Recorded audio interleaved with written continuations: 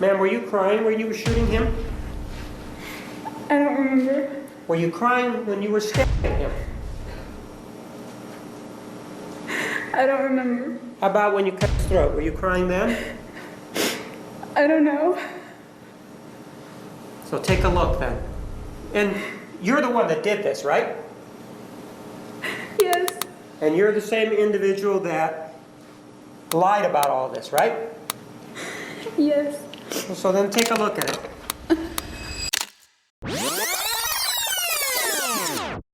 Travis Alexander, a successful 29-year-old. He had tons of friends just because he was a great guy. She's beautiful. She's friendly, has long blonde hair, cute figure. She was very sweet. We got to know each other through hours upon hours of phone conversations. We just discovered a lot of common interests and grew close. He made me feel like a very beautiful person on the inside. I don't think he ever thought, this is the woman I'm gonna marry. It was a relationship that was based a lot on lust. But on the night of June 9th, 2008, discovery of 30-year-old Travis Alexander's body. Travis Alexander had been stabbed 27 times and shot once in the head. Who could have committed this brutal crime? I didn't hurt Travis. I would never hurt Travis. And none of it proves that I committed a murder. No jury is going to convict me. Why not? Because I'm innocent. She knew that she was coming to kill him. She may cry now. The jury instructions have told you that sympathy is not to be considered in this particular case. Jodi Arias. Jodi Arias. Jodi Arias. Jodi Arias. Jodi Arias. Jury in this televised murder trial will finally start to deliberate her fate. The coming year will be better than all the others. It will outshine the past years. This sentence was posted by Travis Alexander on New Year's Eve 2007 on his MySpace account, without knowing that just a few months later, he would be brutally murdered.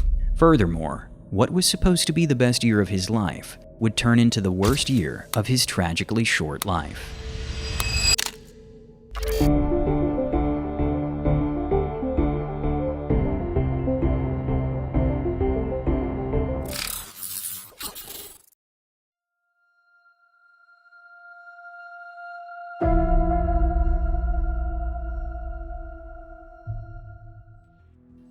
Travis Alexander was born on July 28, 1977, in Riverside, California.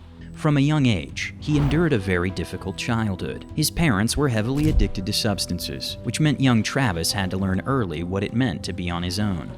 Sometimes his parents would leave him and his siblings alone at home for days on end. The children had to somehow find their own food and water, as their parents never left them any money. Travis grew up in extreme poverty, so much so that he even had to live in a tent for a time. As if that wasn't enough, his mother regularly beat him. It almost goes without saying that Travis was a very shy and insecure child. He had little self-confidence, was introverted and withdrawn. However, his luck began to change when the authorities eventually took notice of the family's dire situation. They removed the neglected children from their parents and placed them with Travis's grandmother. This was the best thing that could have happened to him. Travis loved his grandmother deeply, and she became the mother he never had. Over the next months and years, Travis began to blossom. He became more confident, full of life, and overall much happier. His grandmother also introduced him to a whole new world of faith. She was a devout Mormon, and her belief shaped Travis so deeply that his biggest goal was to become a good Mormon himself one day. But Travis had another ambition. He wanted to be successful and earn a lot of money to provide for his future family. He was determined that his children would not grow up in fear and pain as he had. He did everything in his power to make that dream a reality. It wasn't long before teachers began to notice that the little boy with dark hair was something special. He was very intelligent and exceptionally determined. Whenever he set his mind to something, he pursued it to the bitter end. He always fought for what he wanted. It came as little surprise that after graduating high school, Travis quickly excelled in a major company. He climbed the corporate ladder at an astonishing pace. With innovative ideas, he led the company to greater profits. Alongside his work, he also recruited new employees, earning him several promotions. It wasn't long before he became the company's most successful employee. But Travis's fulfillment wasn't limited to his professional life. Through his newfound faith, he believed he had finally overcome the trauma of his childhood. Perhaps a brief explanation of Mormonism is helpful here. Mormonism is a religious denomination originating in the United States and derived from Christianity. In addition to the Bible, Mormons adhere to the Book of Mormon, which Joseph Smith is said to have discovered and translated. This book contains specific rules that the community must follow. For example, Mormons are prohibited from drinking alcohol, smoking, or swearing. It is customary, particularly for men, to perform missionary work in other countries, similar to Jehovah's Witnesses. Furthermore, Mormons often interact mainly with their own communities, and the local church plays a significant role in their lives. This was one of the reasons why he had himself transferred to Arizona. In Arizona, there were nearly 500,000 Mormons. Travis bought a large house in the city of Mesa, an area populated by many devout Mormons.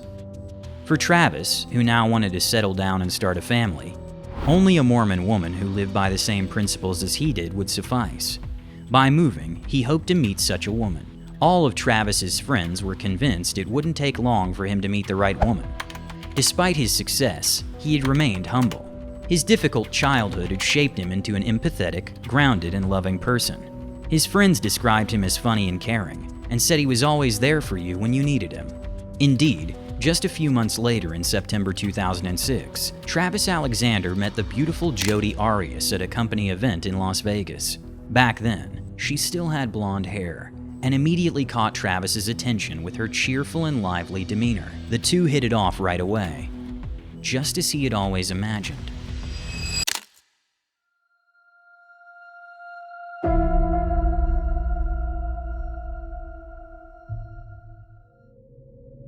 Jodi was 3 years younger than Travis and had grown up in a sheltered environment in California. Her childhood and youth had been normal and relatively uneventful. In recent years, she had been trying to work as a photographer. However, since it wasn't lucrative, she had taken a job as a waitress, where she met her then-boyfriend Daryl Brewer. Although sparks flew between Travis and Jodi, Travis initially didn't want to pursue anything further. For one, Jodi was in a relationship, and for another, she wasn't a Mormon. Nevertheless, the two exchanged numbers and stayed in touch. Even after Travis returned to Arizona, they continued writing to each other daily and talking on the phone frequently. Their bond grew stronger and more intense, so much so that Jodi eventually left her boyfriend and even converted to the Mormon faith for Travis. Travis was overjoyed, and despite the nearly 5,000-kilometer distance between them, they began a relationship in February 2007. Whenever one of them had time, they would visit the other. Although one of the rules of Mormonism is to abstain from intercourse before marriage, Jodi meant so much to Travis that he broke this rule.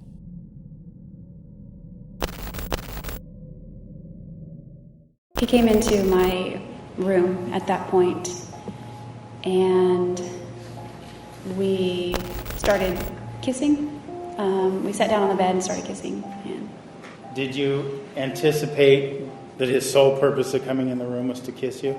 Not his sole purpose, but I had a pretty good idea that it might lead to that. When he began to remove your clothes, was that then surprising to you? It was, well, yeah, it was a little surprising, but it was more, I felt apprehensive, but I was going with it. What do you mean you felt apprehensive? Well, I wasn't expecting that, so I didn't want to tell him no, so I just kept going with it. Is it embarrassing for you to talk about this? Overruled. Yes. He began to perform on me. And was this comfortable? You mentioned earlier that you had a certain level of discomfort with this act, the being naked. Were you uncomfortable while this was going on? I was uncomfortable. It was dark. I mean, the lights were off, so like that might have made it a little bit more. I mean, a little more tolerable. Mm-hmm. But it was. I don't know. I mean, he knew what he was doing for sure, but it was just.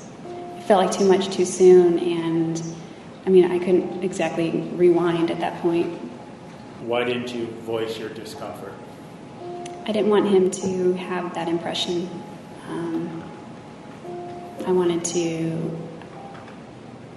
I wanted to at least appear like I was enjoying it as much as he seemed to be. What happened after he performed upon you? He asked for reciprocation. And how did that request make you feel? At that point, I had taken it that far. I was kind of glad he was done, and I was just willing to reciprocate at that point. And so we're clear when you say reciprocate, does that mean perform upon him? Yes. Did you perform upon him at that time? Yes. Did he eject? Yes. Where? In my mouth. What happened after he ejected? I think we fell asleep. The two spent a lot of time together. Travis always strove to make Jodi happy. She resumed filming and photographing and often uploaded pictures of their adventures to the internet, sharing their love with the world.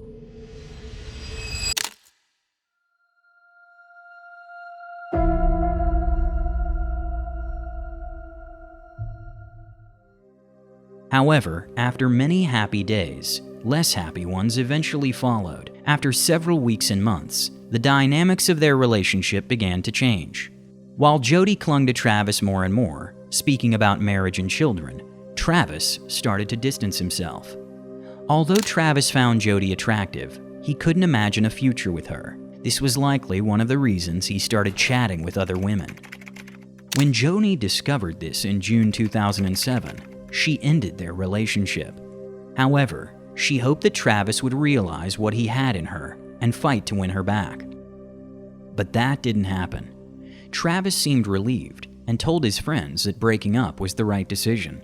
He had realized that although Jodi was beautiful and kind, they had nothing in common. He remarked that they could probably remain friends. Shortly after, Jodi bought a house just 2 doors down from Travis, despite repeatedly stating during their relationship that she could never imagine moving. At first, Travis didn't seem to care. He had already begun dating other Mormon women, though none of these dates turned into anything serious. Many of the women received threatening emails after meeting with Travis. The emails warned them to stay away from him, or something terrible would happen to them. In addition, Travis's bank accounts, email accounts, and Facebook account were hacked. Shortly after, his car tires were slashed on 2 separate occasions just days apart. Travis and his friends were fairly certain that Jodi was behind these acts. Even during their relationship, she had often exhibited possessive behavior.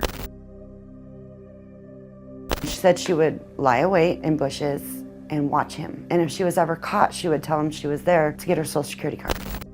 However, Travis didn't seem overly bothered by these incidents. The reason for this became clear to his friends sometime later.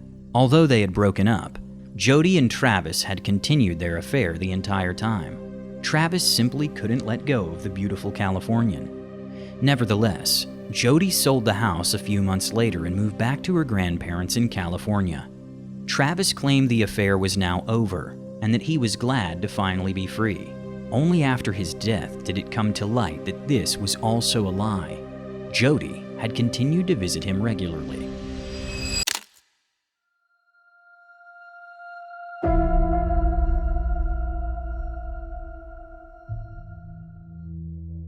On June 9, 2008, Mimi Hall went to Travis's house. She had been dating Travis in recent weeks, and the two were planning to go on a vacation together soon. But now, Mimi was unable to reach him. When she learned that he hadn't shown up for an important work meeting, she decided to check on him at home.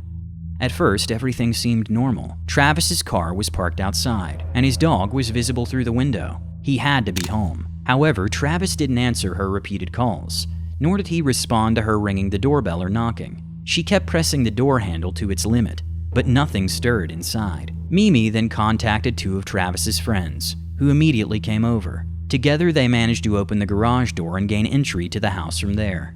At first glance, everything inside seemed normal, but soon, a sickly sweet smell reached their noses. Fearing the worst, the 3 decided to check the basement first. Travis had a guest apartment there that he rented to a friend.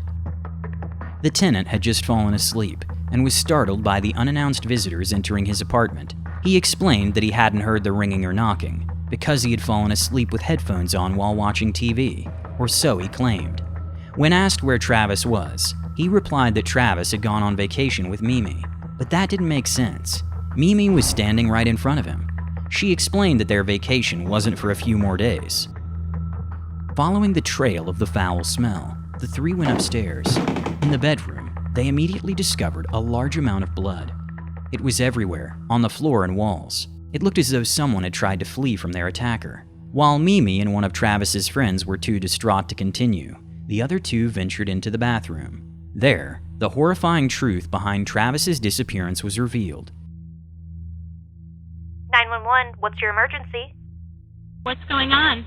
A friend of ours is dead in his bedroom. We hadn't heard from him for a while. We think he's dead. His roommate just went in there and said there's lots of blood. I didn't go in, but I can give you the phone to someone who went in there. Yes, please, can you? Hello. Hi, so what's going on? He's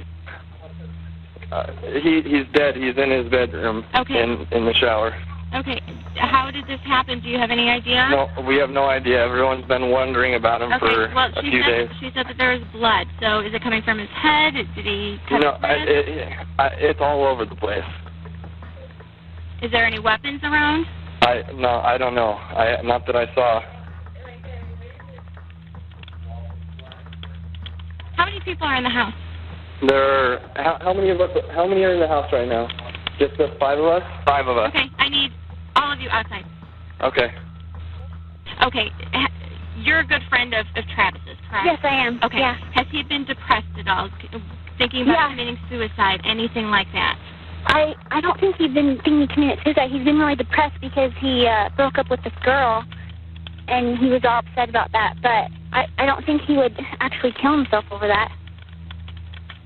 Has he been threatened by anyone recently? Yes, he has. Okay. He has an ex-girlfriend that's been bothering him and following him and slashing tires and things like that.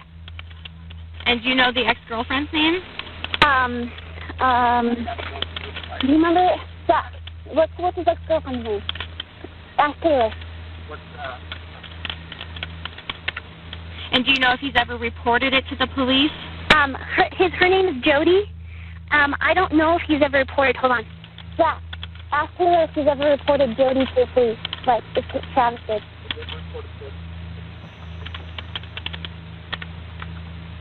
No, he hasn't reported anything about Jodi's behavior. Okay, and you guys left.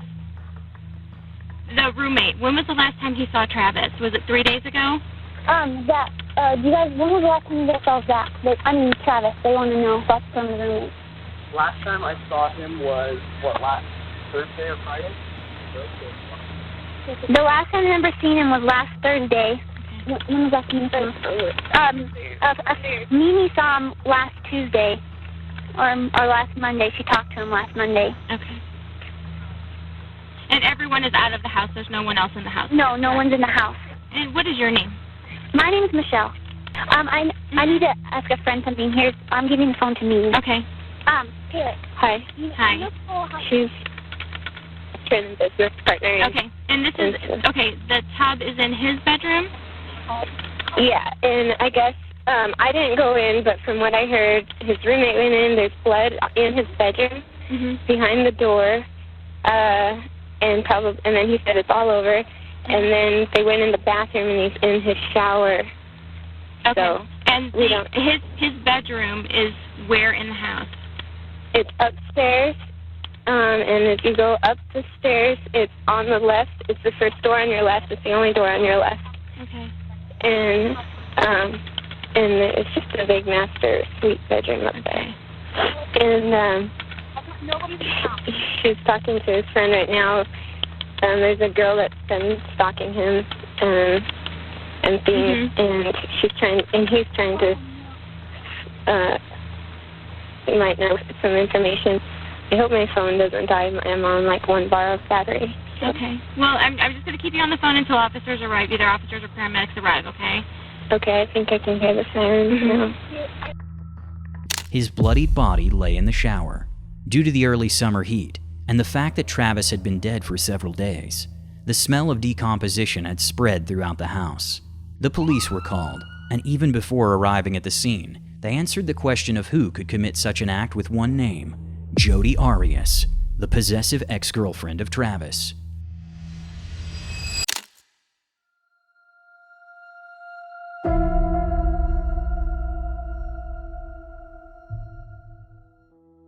When the police arrived at the house shortly afterward, they initially arrested Travis's tenant. Investigators found it hard to believe that someone could have lived in the same house without noticing anything. Given the state of decomposition, it was clear that Travis had been dead for several days. However, the tenant was able to provide an alibi. On the presumed day of the murder, he had been out of town. When he returned home, he noticed the strong smell, but assumed Travis was on vacation and that spoiled food might have been left behind in the house.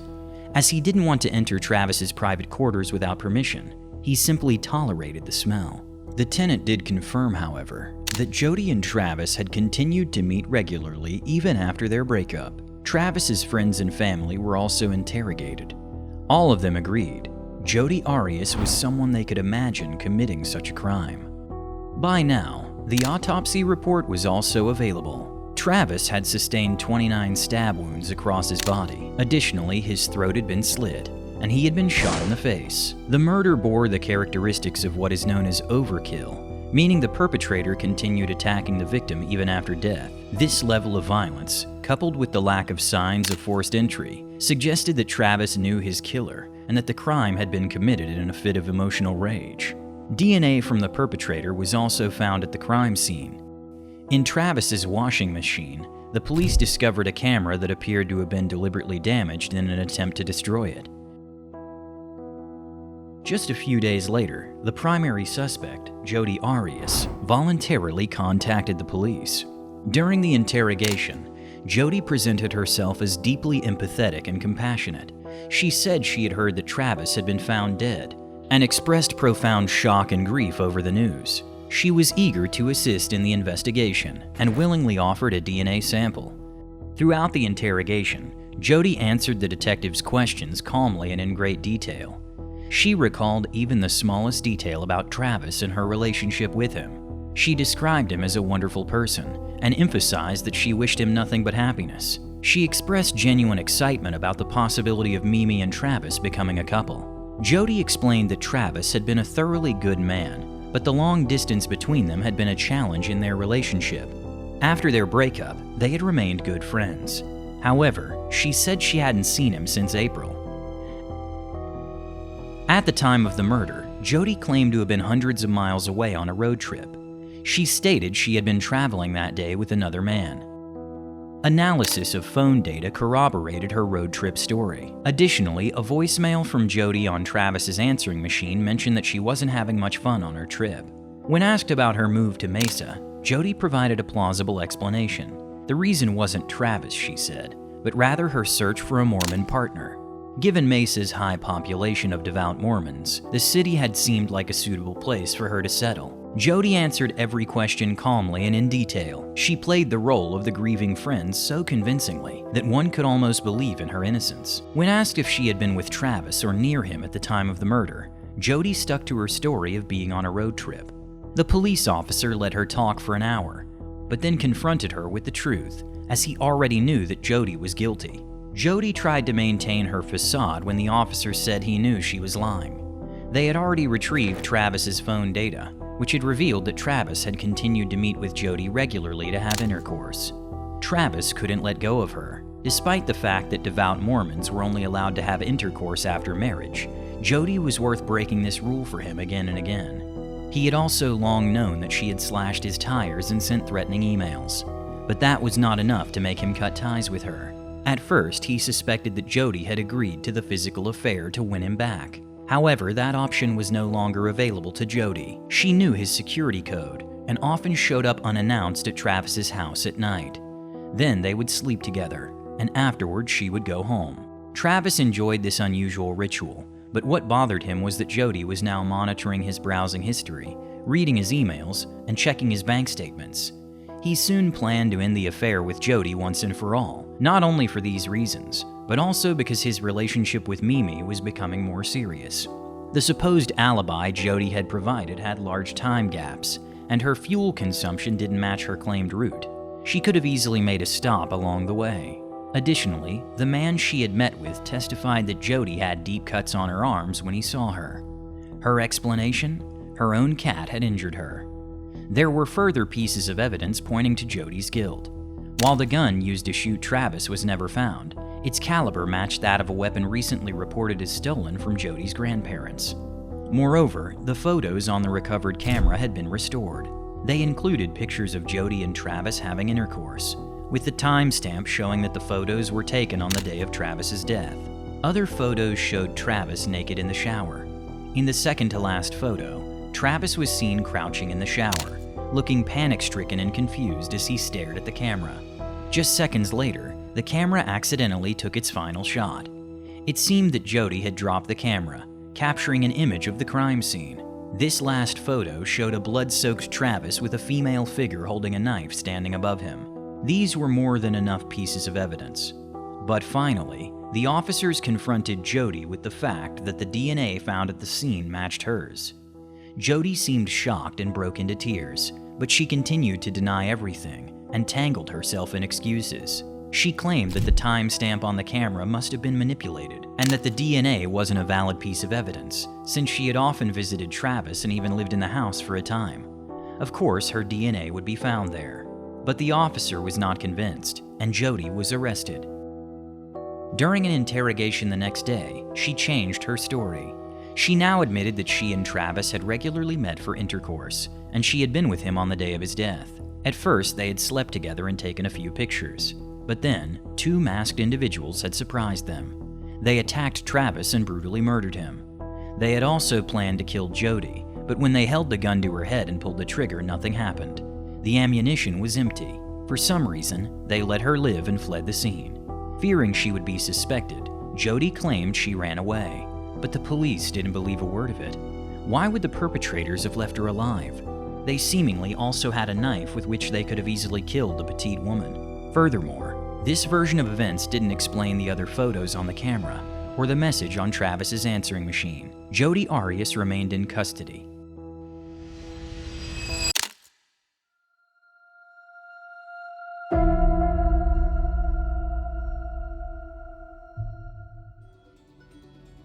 Before we get to the verdict, I'd really appreciate it if you could leave a subscription and a like.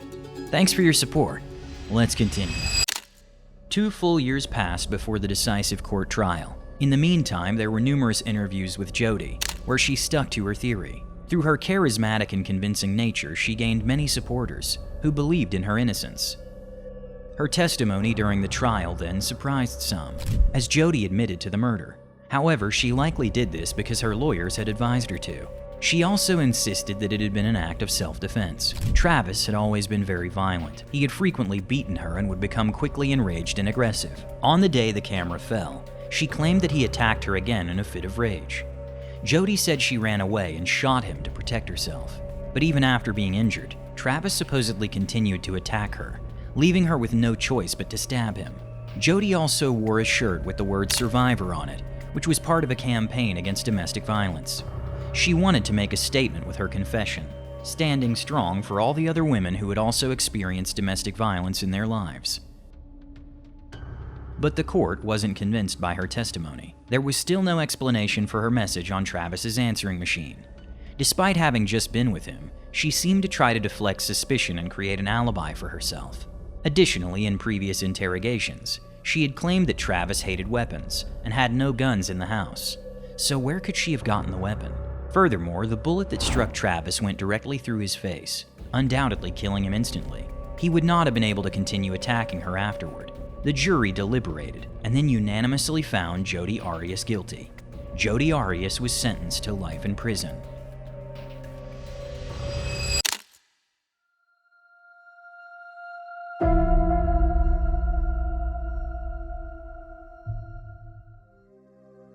In the years that followed, Jodi has often been analyzed by therapists and used as a case study in fields like law or psychology. She is described as a classic narcissist and psychopath. Jodi is extremely skilled at presenting herself and is very charismatic. Her attractive and well-maintained appearance helps her in this, as studies suggest that people we find attractive are less likely to be perceived as guilty. It is harder to imagine such a person being capable of committing such a crime. A famous example of this is Ted Bundy. Jodi Arias still has fans and supporters who are convinced of her innocence. To this day, Jodi herself continues to claim that she acted in self-defense. She's even set up an online store from prison, where she creates and sells her artwork. What is particularly interesting is that she often chooses emotional or familial themes, intended to evoke specific feelings. However, as a psychopath, she's only very limited in her ability to experience these feelings. Psychologists have analyzed her art in the past and described it as lacking depth. While the motifs aim to evoke emotions, it becomes clear upon viewing that the artist herself does not feel or capture these emotions. Do you feel the same way when looking at her art, or do you think this is an overinterpretation by psychologists? Jodi also sells the Survivor shirt, targeting women who have been victims of domestic violence. Do you believe Jodi is innocent, or do you think she is guilty? Feel free to share your thoughts in the comments. Here's the next case, where TikTok star Jin Kid kills his wife out of jealousy. Thanks for watching. Take care.